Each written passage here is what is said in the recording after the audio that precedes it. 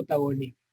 Así que agárrense, porque es un tema rentable, muy rentable, para sacarle provecho. ¿Ya? Muy rentable para sacarle provecho.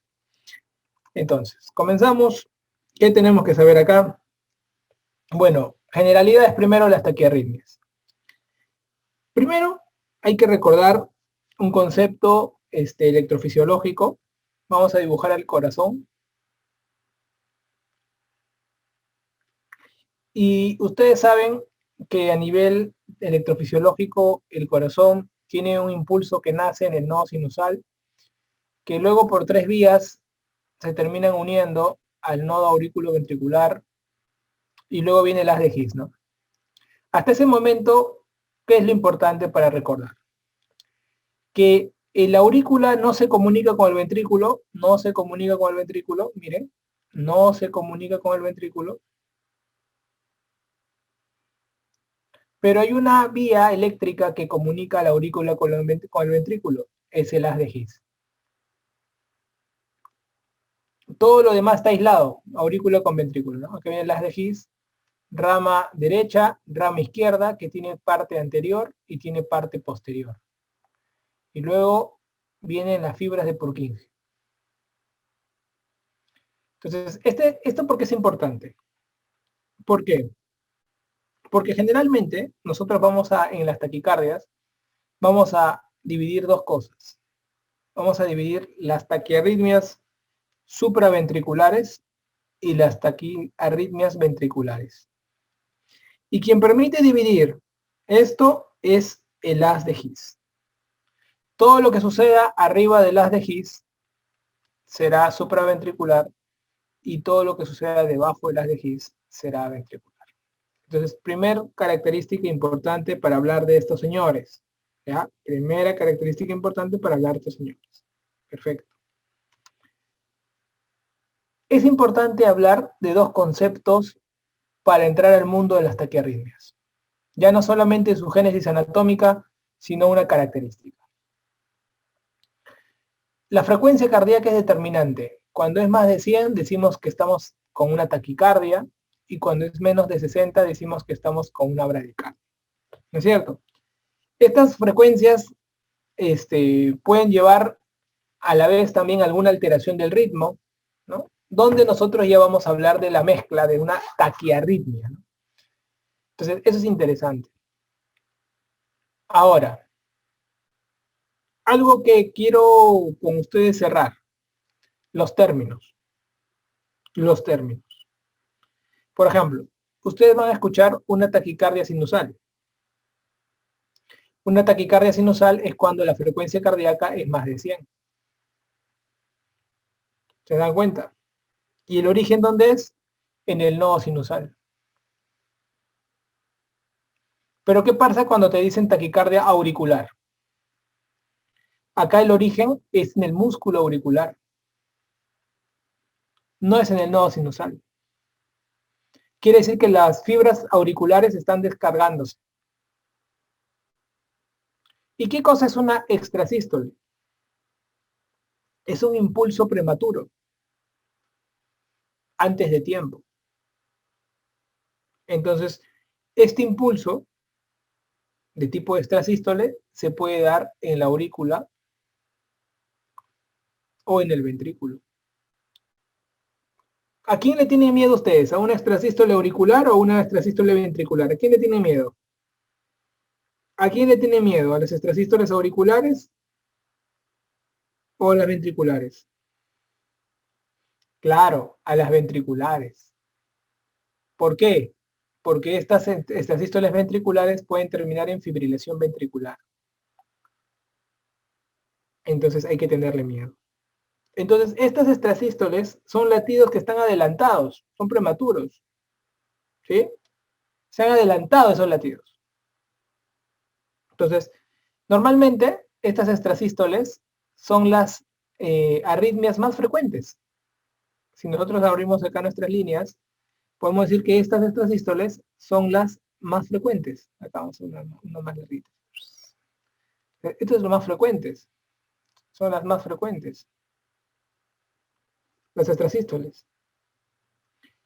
La gran mayoría se dan sanos. 60% se dan pacientes sanos.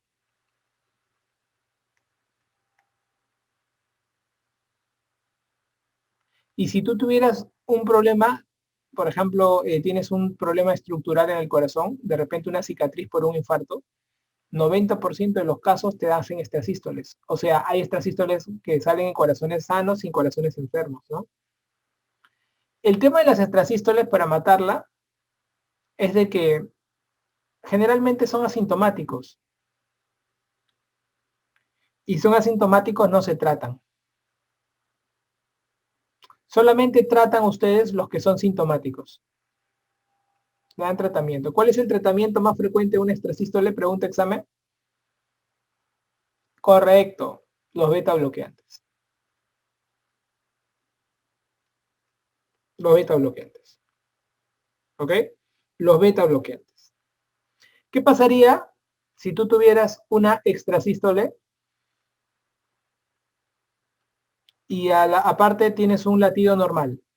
¿Cómo se llama esto? Cuando tienes una extrasístole más un latido normal. Bigeminismo. El síntoma es que sientes, por ejemplo, como que te zapatea el corazón, ¿no? Te vienen como unos latidos rápidos. ¿Cómo se llama cuando hay una extrasístole y dos latidos normales? ¿Cómo se llama? Trigeminismo. ¿Te das cuenta? ¿Qué pasaría si tú te encuentres con dos extrasístoles? ¿Cómo se llama esto? ¿Alguien sabe? Cuando hay dos extrasístoles juntas. Ya, se llama dupleta.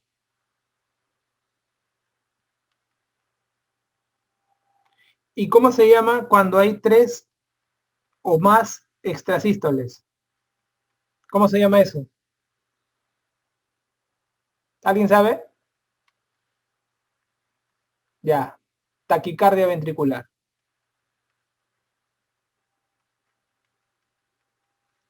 La taquicardia ventricular tiene dos tipos. Una que dura menos de 30 segundos y una que dura más de 30 segundos. La que dura menos de 30 segundos se dice no sostenida y la que dura más se dice sostenida.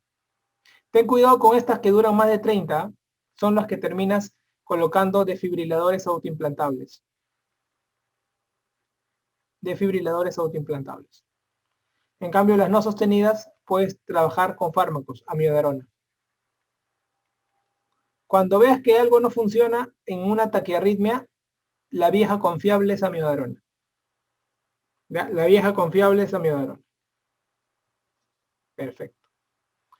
Una vez matado estos términos, ¿sí?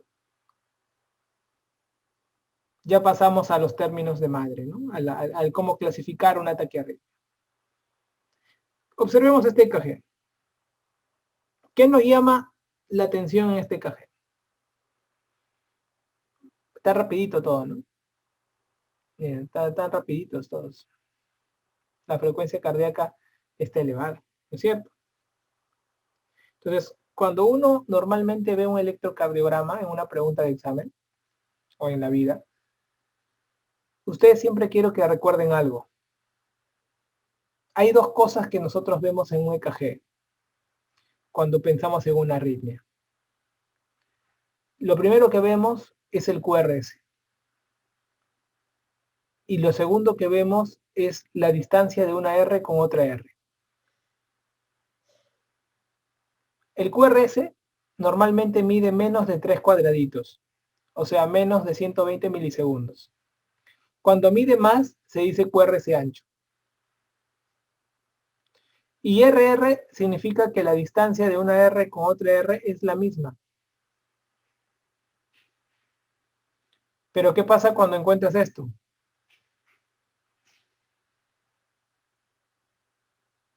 Es diferente, ¿verdad?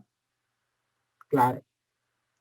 Entonces, estas dos cosas quiero que recuerden ustedes. Cuando un paciente tiene una taquicardia en una pregunta, Lo primero que tienen que pensar es en el QRS estrecho y en el QRS ancho. El QRS estrecho tiene menos de 3 cuadraditos y el QRS ancho tiene más de 3 cuadraditos.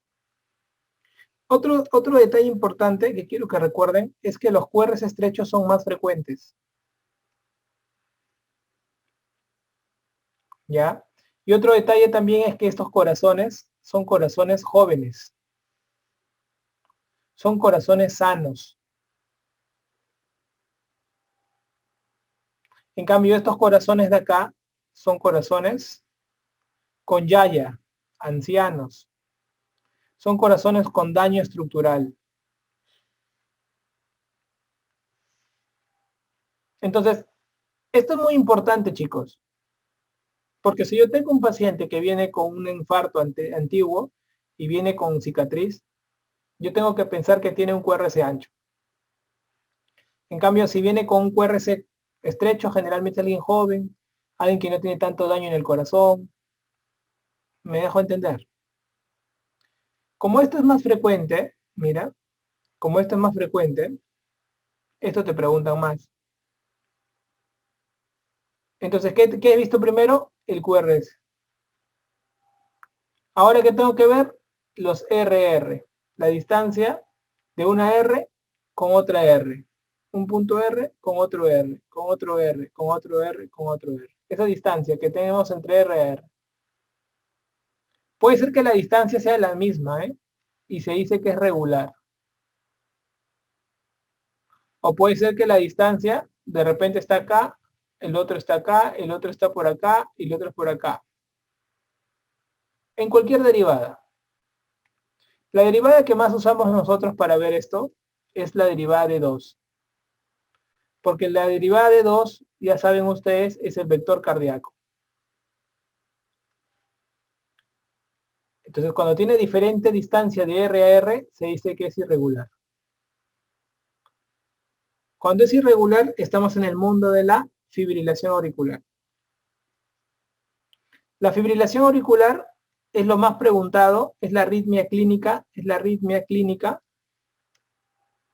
o sea que hace manifestaciones clínicas más frecuentes. Es lo más preguntado. Esto es lo más preguntado. La fibrilación auricular. ¿Y qué es? Es irregular. Entonces, ¿qué voy a encontrar en una fibrilación auricular? Dos cosas. Tengo que encontrar que R a R son irregulares con distinto tamaño y ausencia de la onda P. Ausencia de la onda P.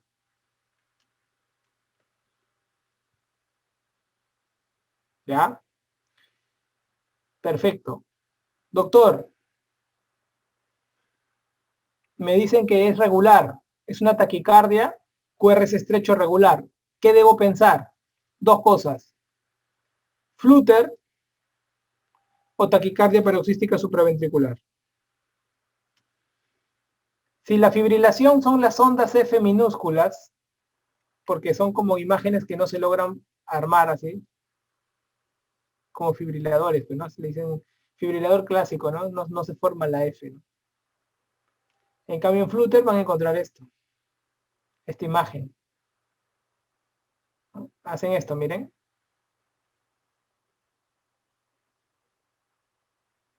Hacen esta imagen. ¿Se dan cuenta? Entonces, estas son las imágenes en F o en serrucho, ¿no? F mayúscula. Norma me dice, ¿cómo diferencio, doctor, la extrasístole con una FA? Porque se dice que la extrasístole es más frecuente. La extrasístole, Norma, tiene una imagen así. Mira, mira Norma. Viene así, grande, se abre, y luego de esto tiene una pausa compensadora. Una pausa compensadora.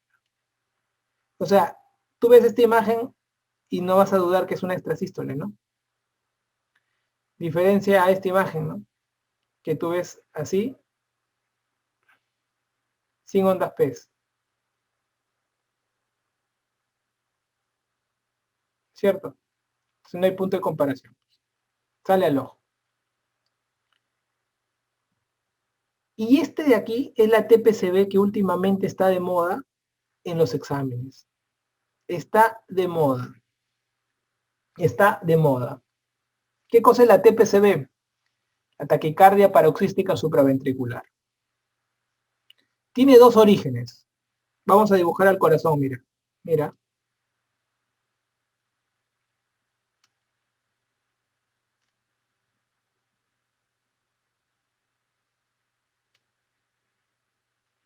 Entonces, mira.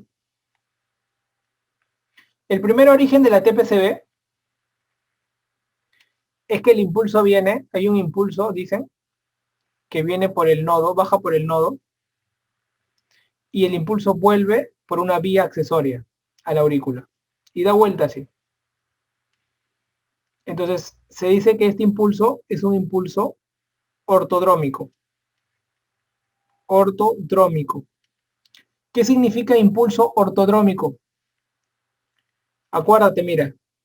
Orto, nodo, porque te acuerdas de las letras OS. Entonces, mira, el impulso ortodrómico, el impulso baja por el nodo y sube por la vía accesoria a la aurícula y está haciendo esto. Ortodrómico. ¿Qué cosa es antidrómico? Antidrómico, lo contrario.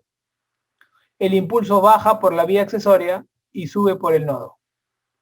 Lo contrario, antidrómico. ¿Y por qué lo menciono? Porque antidrómico es el Wolff-Parkinson-White. Antidrómico es el Wolff-Parkinson-White. Preguntado porque tiene la vía accesoria llamada haz de Kent. El haz de Kent tiene el Wolff-Parkinson-White. Efecto antidrómico porque sube por vía accesoria y baja por el nodo. Perdón, baja por el nodo, claro, al revés. Este de acá baja por el nodo y sube por la vía accesoria. El Wolff-Parkinson-White baja por la vía accesoria y sube por el nodo. Lo contrario. Antidrómico. El antidrómico se caracteriza porque tiene un QRS ancho. En cambio, el ortodrómico tiene un QRS estrecho. Pero ambas situaciones se dan en corazones de jóvenes. La TPCB es más de mujeres. El Wolff, acuérdense, Wolff Flow, es más de hombres. Son características epidemiológicas que no han venido a ese nivel de dificultad todavía en un examen, pero quiero que tú aprendas a tener más recursos para en situaciones difíciles poder armar. Entonces, mira, primer origen, pregunta de examen. Vías ortodrómica, primer origen de una TPCB por vía ortodrómica. Segundo origen, el nodo tiene un impulso que da vuelta sobre su propio eje. Está que da vuelta, mira. Se llama TRIN. Taquicardia de reentrada intranodal. Y da impulso y da vuelta, se vuelve loco. Pregunta para todos. Pregunta para todos. ¿Cuál es la estructura anatómica que estamos viendo que resalta en la taquicardia paroxística supraventricular? ¿Cuál es la estructura anatómica que vemos está presente en la génesis obligatoria de una taquicardia paroxística supraventricular? ¿Cuál es? Así al ojo. Correcto, correcto. Muy bien, chicos. Muy bien. Claro, el nodo. El nodo B. ¿Por qué? Porque justamente en la TPCB el nodo por el nodo baja y por la vía accesoria sube. Ahí está el nodo. Y en la TRIN, en el mismo nodo se hace el efecto. Entonces, con esto quiero responderles la pregunta más formulada y no tienen nada que memorizar. Si el nodo está presente, ¿quién es el bloqueador natural del nodo? El vago. ¿Estamos? El vago. Entonces, ¿qué pasaría si en el corazón hay un impulso fuerte que viene de la aurícula al ventrículo? Yo lo puedo frenar. ¿Cómo lo freno al nodo? Estimulando al vago. estimulando al vago. ¿Y cómo estimulo el vago? ¿Cómo estimulo el vago? Con coaching, me dicen ahí. ¿Cómo estimulo el vago? Con coaching. Al vago se le estimula dándole un impulso. Cuando tú haces un masaje carotidio, al nervio que tú impulsas no es al vago. ¿A cuál es el nervio que sale de las carótidas y se va al bulbo? ¿Qué par craneal es? No es el vago. Claro, muy bien, Freddy. Ah, ¿cuál es? ¿Cuál es el nervio que sale de las carótidas cuando uno hace masaje carotidio, va al bulbo y luego el bulbo te responde? El noveno par. El noveno par. Acuérdate, ¿eh? El noveno par. Entonces, el noveno par es pregunta clásica. Mira, es de pregunta clásica. De la carótida sale el noveno par. Y de la aorta, de la parte posterior de la aorta, sale el décimo, el vago. Entonces, los impulsos llegan al bulbo y del bulbo vuelve a salir el vago y llega al nodo y lo frena. Eso lo veremos en TPCB, ¿no? Cómo se hace un masaje carotídeo. Entonces, qué importante es el nodo, entonces, y qué importante es el masaje. O sea, pregunta para todos ustedes ahorita. ¿Cuál de todas las arritmias que estoy enseñándoles, las taquiarritmias, la maniobra vagal es, como se dice, fundamental? ¿En la fibrilación, en el flúter o en el TPCB? Así, TPCB. Entonces, cuando yo veo una pregunta de examen de TPCB, es porque te están diciendo la primera maniobra va a ser vagal, hermano. ¿Entiendes? Ahora, no siempre responden, ¿no? 60% de las veces responden. La 40 no responden. Tienes que estar preparado para eso. ¿Qué le doy si no responde? Entonces, bonito, ¿no? ¿Qué te parece? ¿Hermoso o no es hermoso? Esto es QRC estrecho.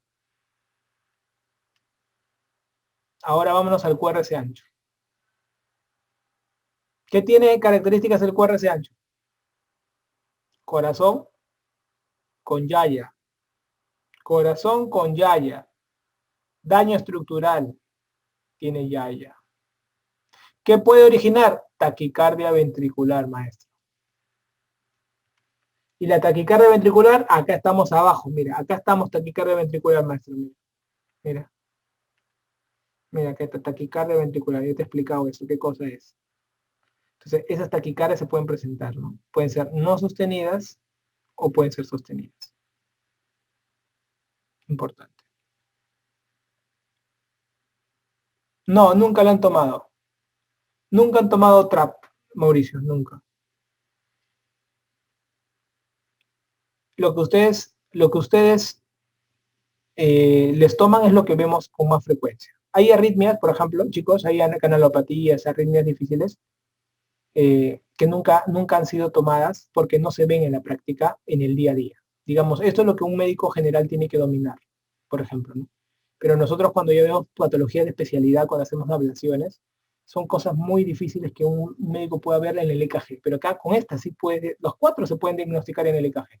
Entonces lo tienes que tener presente para hacerlo bien. Y con que sepas esto, estás resolviendo el 85% de las arritmias de una población general. ¿Sí? Importante. El TRIN está dentro, claro, pues. Son 2 génesis para el TPCB, Karen. Una puede ser esta, por vía ortodrómica, y la otra por el TRIN, por taquicardia de reentrada intranodal. ¿Sí? Doctor, en el flúter también hay cardiopatía estructural, ¿verdad? En el flúter, buena pregunta. En la fibrilación auricular puede haber o no puede haber cardiopatía estructural. Por ejemplo, si el paciente es un hipertiroideo, puede hacer una fibrilación auricular por aumento de hormona tiroidea y no hay daño estructural. Si el paciente es un hipertenso, por hipertrofia ventricular concéntrica, puede hacer una fibrilación auricular y ahí sí hay daño estructural. En el caso del flúter, generalmente hay un daño estructural asociado. Por ejemplo, pacientes con EPOC. Preguntas clásicas, ¿ah? Hacen una hipertrofia ventricular derecha y pueden desarrollar flutter. Pacientes que tienen anomalía de Epstein pueden desarrollar flutter. La válvula tricúspide está como que anclada más abajo y se ve como una mega aurícula derecha.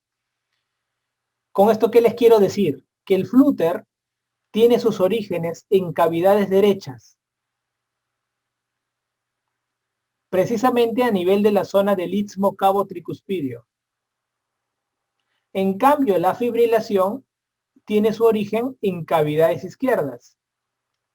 ¿En qué parte? En la desembocadura de las venas pulmonares. Las venas pulmonares en la aurícula izquierda desembocan y cerca a la desembocadura pueden haber pequeños daños y esos serían los originarios, unas vías anómalas que podrían ser originarias de la fibrilación, ¿no? Hay una cirugía que se llama la cirugía de Cox-Massé, que hacemos ablación de toda esa zona cerca a las venas pulmonares y donde su complicación más frecuente es estenosis venosa pulmonar, por quemar mucho. ¿Sí? Entonces es importante. El flúter ahorita lo vamos a ver, pero es básicamente, Yanela, es la ablación. Es la ablación, es quemar. Endovascularmente es quemar esa zona de daño. ¿Ok? Entonces, miren chicos, cuando ustedes se enfrenten a una arritmia, pueden tener una taquiarritmia o pueden tener una bradiarritmia. En el hospital, de 10 arritmias, 8 son taqui y 2 son bradi. Entonces, pregunta para todos. Si tú fueras un cardiólogo que está haciendo un examen, ¿qué crees que te preguntaría el cardiólogo? ¿Más taqui o bradi? Al ojo nomás. Taqui, te va a preguntar taquis.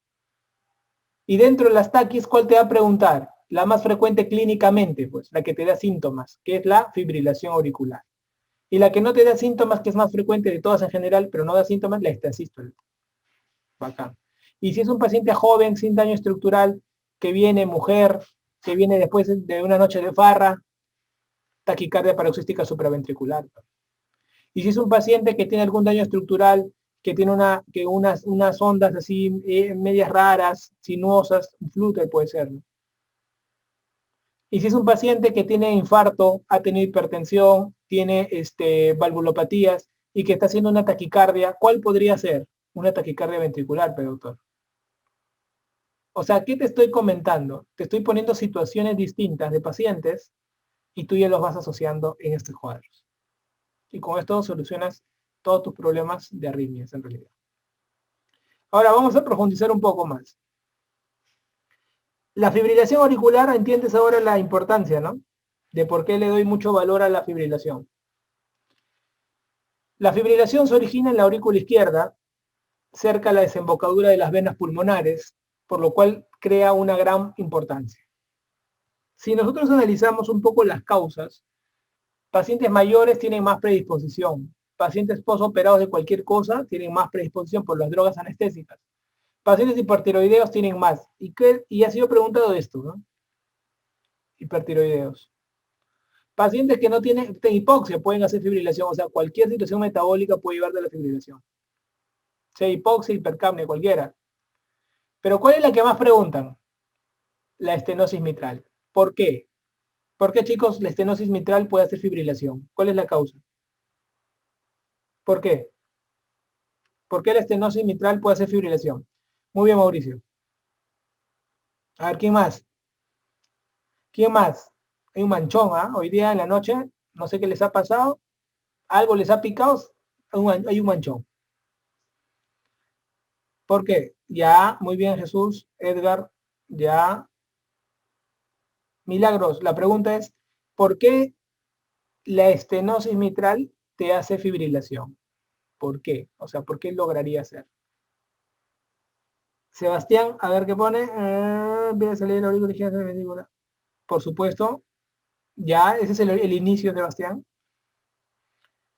Ya, muy bien, muy bien. Ya, Joelmer, Richard, ya, María Elena, ya, perfecto.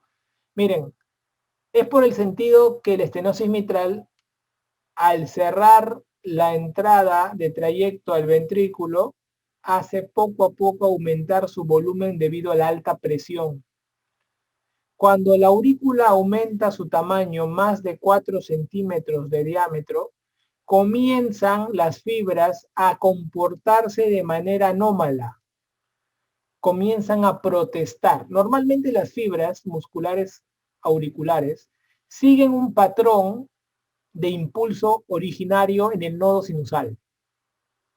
Pero cuando se dilata la aurícula, las fibras se distienden a tal punto que comienzan a comportarse de manera autómata y de manera independiente. Y ya no le hacen caso al nodo sinusal. Entonces genera en la aurícula impulsos ectópicos donde cada fibra quiere hacer lo que le da la gana. ¿Sí? Como las fibras han crecido, se achoran y dicen, ¿sabes qué? Yo estoy grande, ¿ah? Porque se dilatan. ¿Sabes qué? Yo estoy grande, ¿ah? Chavaina. Y cada una hace lo que le da la gana. Se llama anarquía muscular auricular. Cada uno hace lo que quiere. ¿Sí? Entonces, como cada uno hace lo que quiere, el ventrículo comienza a temblar. Una tembladera, pero no se contrae adecuadamente, por lo tanto la sangre no pasa al ventrículo, se queda más tiempo en la aurícula. ¿Por qué? Porque no tiene la potencia, entonces se queda más tiempo la sangre. Y cuando la sangre se queda más tiempo, ¿qué ocurre en la sangre cuando se queda más tiempo? Forma coágulos. Y si la sangre forma coágulos, ¿qué es lo más frecuente que ocurra? Que estos coágulos se vayan por todo el organismo. ¿Eso cómo se llama? Embolia. Embolia, hacen embolia. Se va por todo el organismo los coágulos, al cerebro, al riñón, al pulmón, a todos lados. ¿Cuál es el órgano que cuando te da la embolia te puedes morir más rápido? ¿Cuál es el órgano?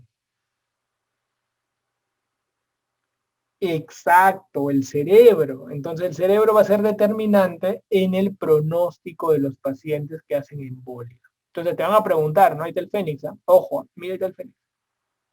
¿Cuál es la condición? Te van a decir aquí. ¿Cuál es la condición que forma más coágulos en el cuerpo? La estenosis mitral, que haya hecho una fibrilación auricular. ¿Se dan cuenta? Otras causas de fibrilación, cardiopatía isquémicas crónicas. También, yayas, ¿no? Las yayas, ahí está. El EPOC. El EPOC también, doctor, también, hermano, porque hay hipercapnia. Ah, mira, pero tú me dijiste que era fibrifluter también. También, pues.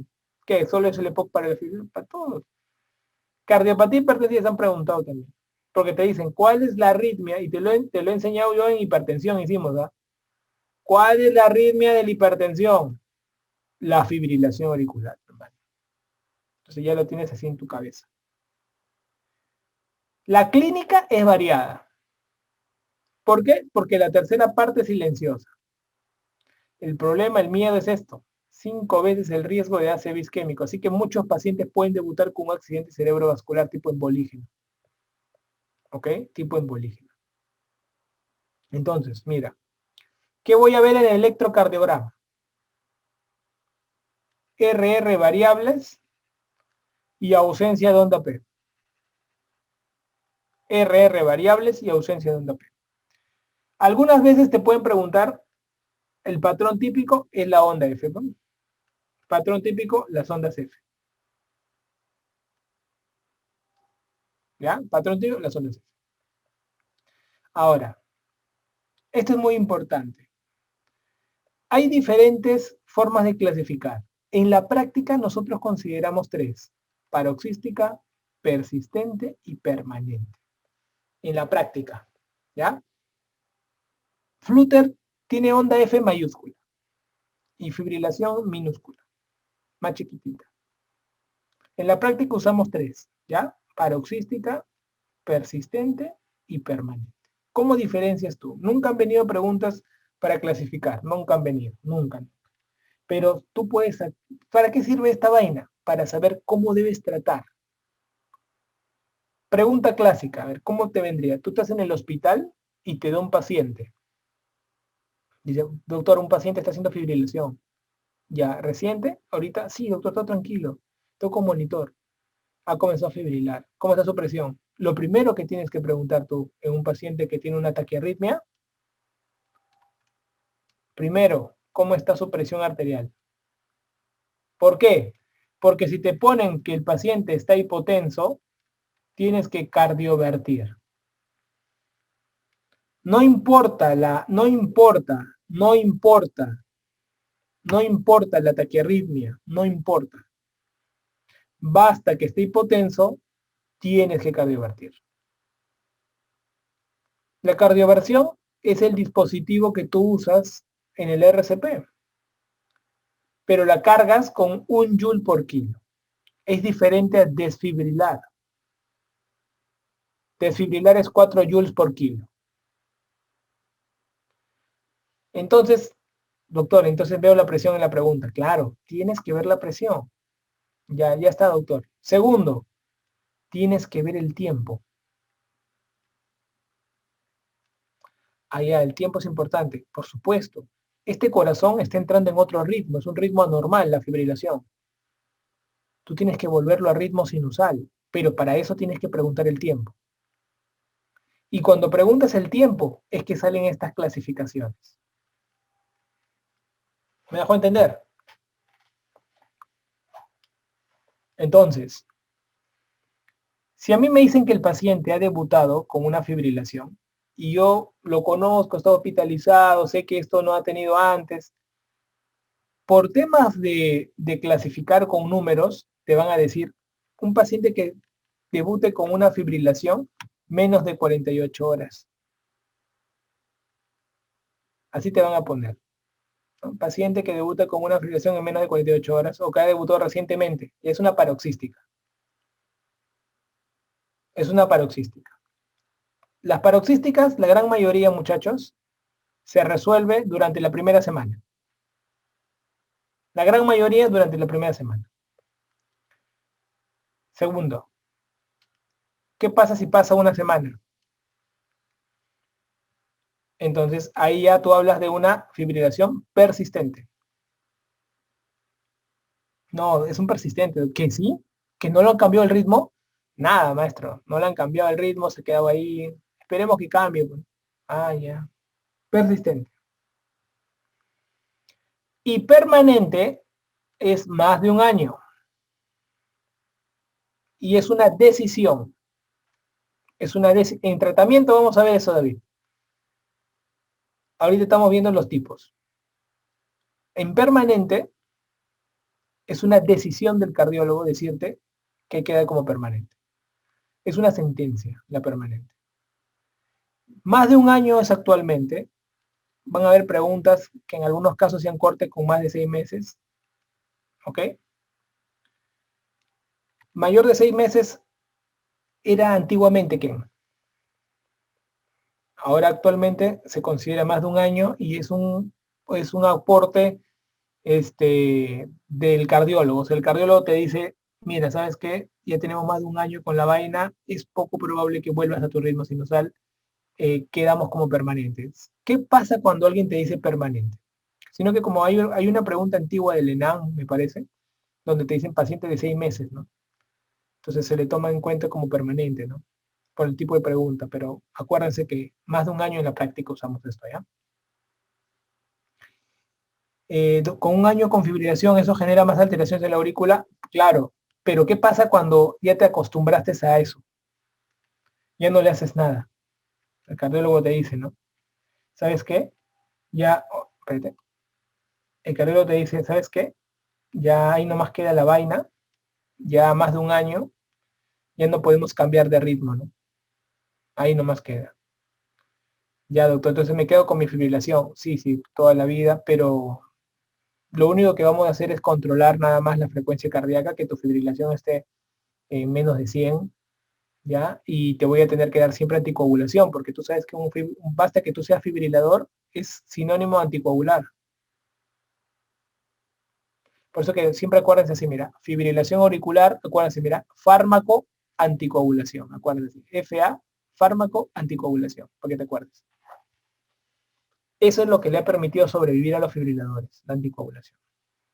¿ya? Para evitar los trombos, así es que está generando. Entonces, ya saben cómo diferenciar estos tres tipos, ¿eh? Eso es lo más importante. Cuando normalmente tenemos dos escalas, una es la escala del Chas-Basque y otra es la escala del Hasblit. Nunca han venido en la historia, no han venido. ¿Por qué pongo el Fénix acá? Porque es pregunta de ronda. Ronda. El FARVA se usa, el FARVA en fibrilación es como cuando hablamos de angina de pecho en cardiopatía isquémica estable, es un término, Vito. Entonces, el FARVA nosotros le decimos fibrilación auricular de respuesta ventricular alta, cuando la fibrilación es más de 100, o puede ser un FARSE, ¿no? Fibrilación auricular con respuesta ventricular controlada cuando es menos de 100. Es un término nada más hospitalario. ¿Ya? Hospitalario, ¿no? De repente dices, doctor, estoy con un FARVA, ya es un fibrilador que no está controlando la frecuencia, ¿no? Y yo estoy con un FARSE, ¿no? Ya controló, nada más por ese término, ¿no? Pero no es una clasificación, algo, es un término. Los flutter también se anticoagula. También anticoagulamos en los flutters. Diana, buena pregunta. También lo anticoagulamos. ¿Por qué? Porque son embolígenos. ¿Ya? Ya lo vamos a ver ahorita. No se usan las mismas escalas en el flutter, no se usa porque esto, bueno, algunos lo utilizan, ¿eh?, como equivalentes, pero esto fue creado para fibrilación. Diana, fue creado para fibrilación. Algunos ya lo extrapolan, ¿no? Pero fue creado para fibrilación. El Chas-Basque te dice cómo, en qué momento el paciente debe anticoagular, ¿no? Básicamente es eso. Y de todas las variables, esto te preguntan en ronda de interno. Eso te pregunto, por eso te lo pongo aquí nada más. No, no te preguntan en ningún examen de la vida. Nunca han venido, no ha venido nunca al menos. Pero al menos para que recuerdes esto, ¿no? La edad mayor de 75 años tiene puntuación más alta, igual como accidente cerebrovascular. Nada más, ¿ya? Es lo único. Y teóricamente decimos que cuando tú tienes un puntaje mayor o igual a 2, tienes que anticoagularte. ¿Ya? Mayor o igual a 2, tienes que anticoagularte. El Hasblit es una escala para ver el riesgo de sangrado. Nunca lo han preguntado, pero te lo pongo aquí para que lo mires nada más. Ni siquiera en ronda. ¿Ya? Entonces, eso es importante. Entonces, ¿cuál es el tratamiento de la fibrilación auricular, doctor? Porque sé que esto es recontra importante y me va a venir en los exámenes y todo el tema, ¿no? Entonces, es una tendencia que me va a estar persiguiendo. Por supuesto que te va a estar persiguiendo, hermano. Por supuesto. Ahora, acá, doctor, vamos a poner aquí, vamos a completar esto, un ratito, para dejártelo así escrito. Entonces, tiempo de anticoagulación, anticoagulo con un Chas-Bas mayor o igual a 2, ¿sí? Ya inicio de anticoagulación. Y el riesgo mayor de sangrado me va a comenzar con un Hasblit mayor o igual a 3. Un Hasblit mayor o igual a 3, tengo más riesgo de sangrado.